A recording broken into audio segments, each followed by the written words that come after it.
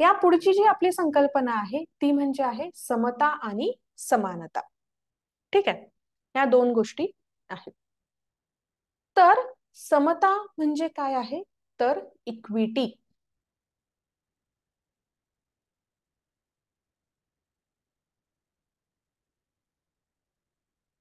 Equity म्हणजे आहे समता आणि इक्वालिटी म्हणजे आहे समानता.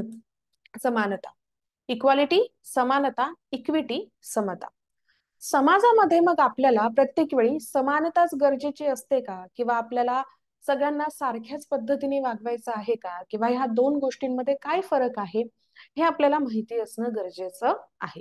बऱ्याचदा तुम्ही कन्व्हर्सेशन्स मध्ये किंवा बऱ्याच व्हिडिओज मध्ये असं ऐकलं असणार आहे, किंवा सामाजिक कार्य करणाऱ्या लोकांकडनंही तुम्ही ऐकलं असणार आहे की समाजामध्ये आपल्याला इक्वालिटीची नाही तर इक्विटीची गरज आहे. कन्फ्युजिंग आहेत ना? तर त्याच आपण ह्या दोन संकल्पनांमधला नेमका फरक काय आहे हे आपण बघणार आहोत. ओके, तर दोन्हीही कशा आहेत, सारख्याच संकल्पना आहेत. ठीक आहे, किंवा आपण यांना काय म्हणू शकतो की एकमेकांना पूरक अशा ह्या संकल्पना आहेत. समता आणि समानता या संबंधित संकल्पना आहेत. ठीक आहे, ज्यांचं असोसिएशन जे आहे, ज्यांची लिंक जी आहे ती प्रत्येक वेळी कशासोबत होत असते, निष्पक्षता आणि न्याय. जेव्हा जेव्हा न्यायाची गोष्ट आपण करत असतो, जसं की आता थोड्या वेळापूर्वी जी आपण डायग्राम काढली होती त्यामध्ये आपण काय केलं होतं, इक्विलिटी, बरोबर. याच्यासाठी एक छोटासा तो सर्कल काढलेला होता. ठीक आहे, ह्युमन डिग्निटी कशातून येणार आहे, तर जिथे तुम्हाला फ्रीडम आहे, लिबर्टी आहे आणि तुमच्याकडे इक्वालिटी सुद्धा आहे, इथे तुमची ह्युमन डिग्निटी जपली जाणार आहे. आणि म्हणजेच तुम्ही काय आहे, एका न्याय्य असणाऱ्या समाजामध्ये जगत आहात, त्याचा अर्थ होतो. जरी पूरक असल्या, एकमेकांच्या संबंधित संकल्पना असल्या, तरी पण इक्विलिटी आणि इक्विटी मध्ये फरक काय आहे.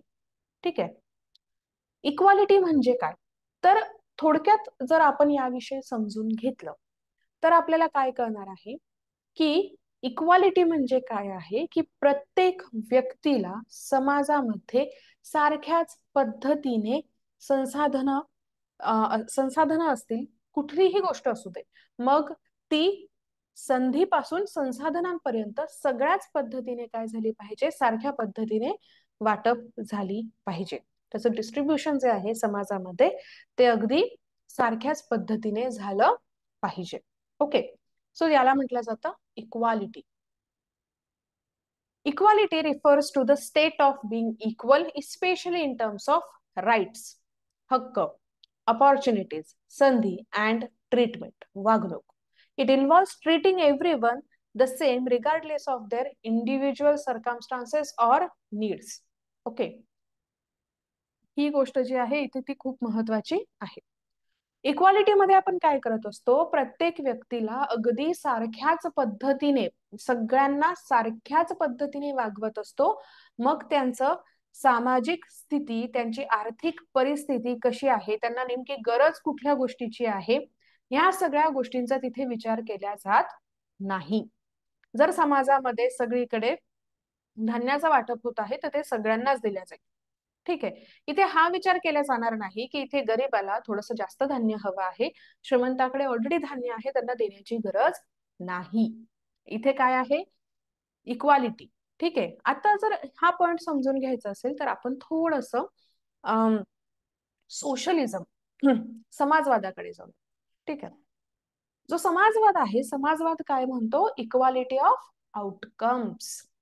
म्हणजे काय आहे, जी काही गोष्ट समाजामध्ये येणार आहे किंवा प्रत्येक व्यक्तीकडे जी आपल्याला समान वितरण गोष्टींचं करायचं आहे, जेणेकरून प्रत्येक व्यक्तीला सारख्याच पद्धतीने सगळ्या गोष्टी मिळतील आणि प्रत्येक व्यक्तीचं समाजामधलं जे स्थान आहे, जो आउटकम आहे त्यातून निघणारा, तो सगळ्यांसाठी सारखाच असेल. ठीक आहे, ही जी इक्वालिटीची संकल्पना आहे ही सोशलिझम, समाजवादामधून आलेली संकल्पना आहे. हीच जर उदारमतवादाची संकल्पना आपण इक्वालिटीची बघितली, ठीक आहे, लिबरलिझमची जर आपण इक्वालिटी बद्दलची संकल्पना बघितली, तर जे लिबरल्स आहे, उदारमतवादी आहे, त्यांचं काय म्हणणं आहे, समाजामध्ये इक्वालिटी कशाची पाहिजे, तर समाजामध्ये इक्वालिटी पाहिजे अपॉर्च्युनिटीची. संधीची समानता जर प्रत्येक व्यक्तीला मिळत असेल तर त्या संधीचा उपयोग जो आहे तो प्रत्येक व्यक्ती त्याच्या ॲबिलिटीनुसार करणार आहे. त्यामुळे आपण इथे इन्शुअर करणं काय गरजेचं आहे की प्रत्येकाला संधीची समानता मिळते आहे ना, हे इन्शुअर करणं खरं तर गरजेचं आहे. ही जी इक्वालिटीची संकल्पना आहे ही आहे उदारमतवादाची म्हणजेच लिबर्टीची. आणि प्रत्येक व्यक्तीचा आउटकम, प्रत्येक व्यक्तीकडे सारख्याच गोष्टी असल्या पाहिजे, ही जी संकल्पना आहे इक्वालिटीची आहे ही आलेली आहे समाजवादातून, सोशलिझम. ओके, ठीक आहे. तर ही आहे आता इक्वालिटीची संकल्पना. आता इक्विटी म्हणजे काय? आता जर मी तुम्हाला सांगितलं की हे चित्र तुम्ही बऱ्याचदा बघितलेलंही असणार आहे. एका ठिकाणी ग्राउंड वरती खूप मोठा खेळ चाललेला आहे. ठीक आहे, तिथे फेन्सेस लावलेले असतात, कुंपण लावलेलं असतं, बरोबर. आणि 3 वेगवेगळ्या हाईटची, उंचीची लहान मुलं तिथे तो खेळ बघण्याचा प्रयत्न करत असतात, ते झाकण्याचा तिथे प्रयत्न करत असतात. ठीक आहे, इक्वालिटी म्हणजे इथे काय येणार आहे, आपण काय करणार आहोत, ते 3 बॉक्स घेणार आहोत, ते 3 बॉक्स त्या 3 मुलांना देऊन टाकणार आहोत की राहा त्याच्यावरती उभा आणि बघा. ठीक आहे, ही म्हणजे काय झाली इक्वालिटी. सगळ्यांना सारख्या पद्धतीने आपण डिस्ट्रीब्युशन करून टाकलेलं आहे. जी संसाधनं होती त्यांचं सगळ्यांना सारख्या पद्धतीने डिस्ट्रीब्युशन करून टाकलं. पण नेमका प्रकार असा आहे आता की तीनही व्यक्तींची जी हाईट आहे ती वेगळी आहे. एका व्यक्तीला तर त्या बॉक्सची गरजच नव्हती, तो उंच आहे, त्याला तसाही तो खेळ दिसत होता. दुसरी व्यक्ती आहे, त्याला एका बॉक्सने ते दिसायला लागलं, तो एका बॉक्सवरती चढला आणि त्याला गेम दिसायला लागला, त्याला खेळ चालू होता तो दिसायला लागला.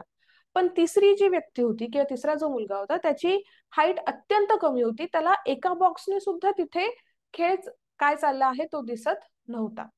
मग अशा वेळी इथे काय गरजेचं आहे, त्याला आणखी एक बॉक्स त्याच्याकडे असणं गरजेचं आहे. मग तो 2 बॉक्स वरती चढून तिथे तो गेम बघू शकेल, बरोबर की नाही. पण आता इक्वालिटी म्हणजे काय आहे की सगळ्यांना सारख्या पद्धतीने संसाधनांचं वितरण करून टाकणं. यामध्ये ज्या व्यक्तीला, जो उंच व्यक्ती आहे त्याला गरज नव्हती तरीही त्याच्याकडे बॉक्स आहे, आणि ज्या व्यक्तीला 2 बॉक्सची गरज आहे त्याच्याकडे एकच बॉक्स आहे. ओके, तर त्या एका बॉक्सचा सुद्धा त्याला कुठल्याही प्रकारचा उपयोग होत नाहीये, कारण त्याला जी गोष्ट हवी आहे, त्याला खेळ बघायचा आहे, तो खेळ बघतच येत नाहीये. मग इथे इक्विटी येते. इक्विटी काय आहे की ज्या व्यक्तीला गरज आहे, त्याची जी परिस्थिती आहे, त्याचे जे सर्कमस्टान्सेस आहे त्याच्यानुसार त्याला आवश्यक असणारी गोष्ट कोणती आहे, त्याची जी नेसेसिटी आहे, त्याची जी गरज आहे, त्या गरजेनुसार त्याला संसाधनं प्रोव्हाइड करणं, याला म्हटलं जातं इक्विटी. ठीक आहे, मग इक्विटीमध्ये इथे काय असू शकतं, प्रत्येकच व्यक्तीला एक एक बॉक्स देण्यापेक्षा जो उंच व्यक्ती आहे, ज्याला अगोदर पासूनच तो गेम जो आहे तो चांगल्या पद्धतीने दिसतो आहे, त्याला बॉक्स न देता जो सगळ्यात कमी उंचीचा व्यक्ती आहे त्याला 2 बॉक्स देणं, आणि तीनही लोक आता व्यवस्थित पद्धतीने खेळाचा आनंद घेणं किंवा त्यांना खेळ दिसणं, हे म्हणजे झालं इक्विटी. ओके, आय होप ही संकल्पना तुम्हाला लक्षात आली असणार आहे. Equity, on the other hand, refers to fairness and justice in the distribution of resources, opportunities, and treatment. It recognizes that people have different needs, circumstances, and starting point in life. हे खूप महत्वाचं आहे. सगळ्यांना सरसकट वाटून देण्यापेक्षा इथे काय आपल्याला महत्वाचं आहे की प्रत्येक व्यक्तीची गरज, प्रत्येक व्यक्तीची परिस्थिती आणि प्रत्येक व्यक्ती त्याच्या लाईफमध्ये, त्याच्या आयुष्यामध्ये कुठल्या पॉइंट वरती आहे, कुठून ती सुरुवात करत आहे, ह्या गोष्टी वेगवेगळ्या असू शकतात. आणि ह्या प्रत्येक व्यक्तीच्या परिस्थितीनुसार त्यांना संसाधनं प्रोव्हाइड करणं म्हणजे काय आहे, इक्विटी आहे. In the context of equity, efforts are made to provide individual with what they need to achieve fairness and overcome systemic disadvantage or barriers. Okay, मग याचं उदाहरण जर घ्यायचं झालं तर आपण काय म्हणू शकतो की इक्वालिटी तर प्रत्येक व्यक्तीला दिल्या गेलेलीच आहे. भारतामध्ये, आपल्या भारताच्या कॉन्स्टिट्यूशन मध्ये आपण हक्क दिलेला आहे. ओके, आपण समानतेचा हक्क दिलेला आहे.